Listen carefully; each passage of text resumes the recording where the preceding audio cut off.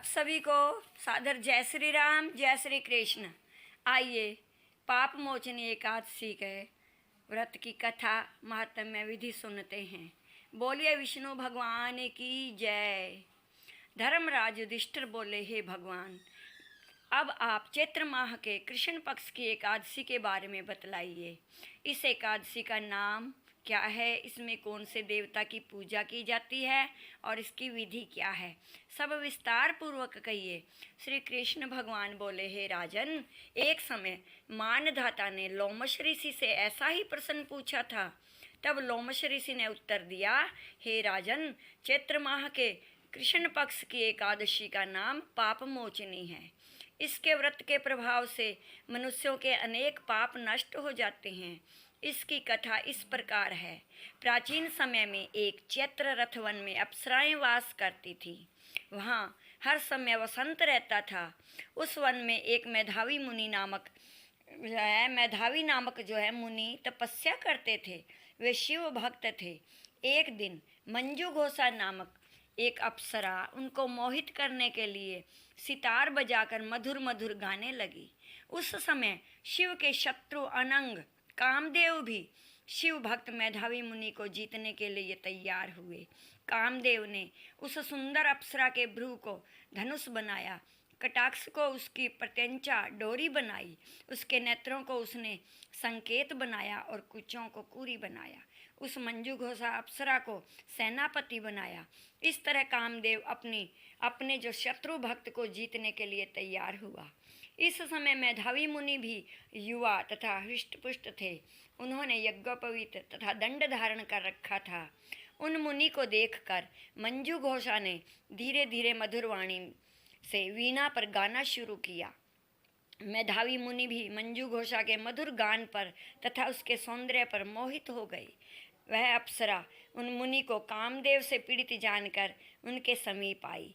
वह मुनि उसके सौंदर्य पर मोहित होकर शिव रहस्य को भूल गए और काम के वशीभूत होने के कारण उन्हें दिन और रात्रि का कुछ भी ध्यान न रहा। एक दिन मंजू घोषा उस मुनि से बोली कि हे मुनि, अब मुझे बहुत समय हो गया है, स्वर्ग जाने की आज्ञा दीजिए।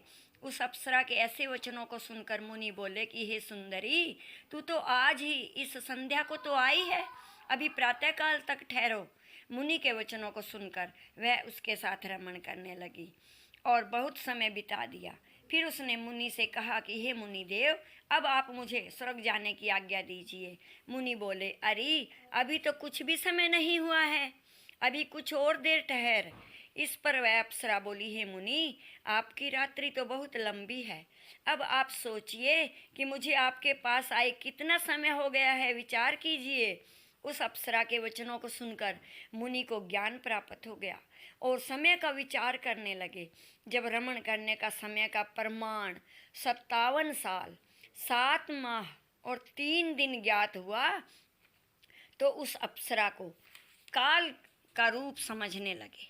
वह महान क्रोधित हुए, तप नाश करने वाली अप्सरा की तरफ देखने लगे। उनके अधर कांपने लगे और इंद्रियां व्याकुल होने लगी। वह मुनि उस अप्सरा से बोले, हे दुष्ट, मेरे तप को नष्ट करने वाली, तू अब मेरे शाप से पिशाचिनी हो जा।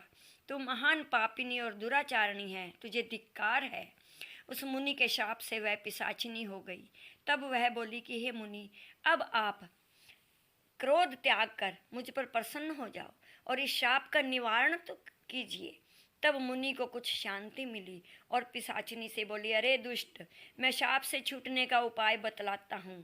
चैत्र माह के कृष्ण पक्ष की जो एकादशी है उसका नाम पाप मोचनी है। उस एकादशी का व्रत करने से तेरी पिशाचिनी की देह छूट जाएगी। इस प्रकार मुनि ने उसको समस्त विधि आदि बतला दी और अपने पिता च्यवन ऋषि के पास गए। च्यवन ऋषि अपने पुत्र को देखकर बोले, रे पुत्र, तूने यह क्या किया, तेरे समस्त तप नष्ट हो गए हैं।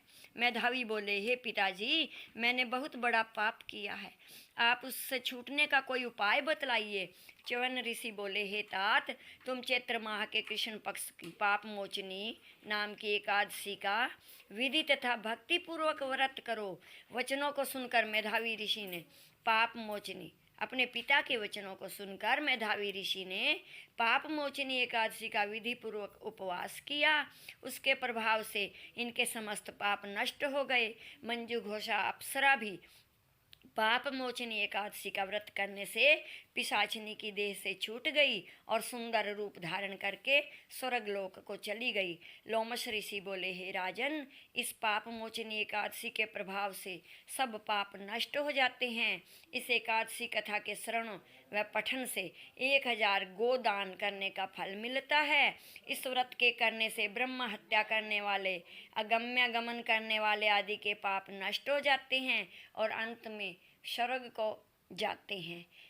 ये आपने पाप मोचनी एकादशी का माहात्म्य और कथा सुनी। बोलिए विष्णु भगवान की जय।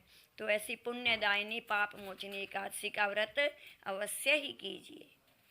आप सभी को राम राम, सादर जय श्री राम, जय श्री कृष्ण।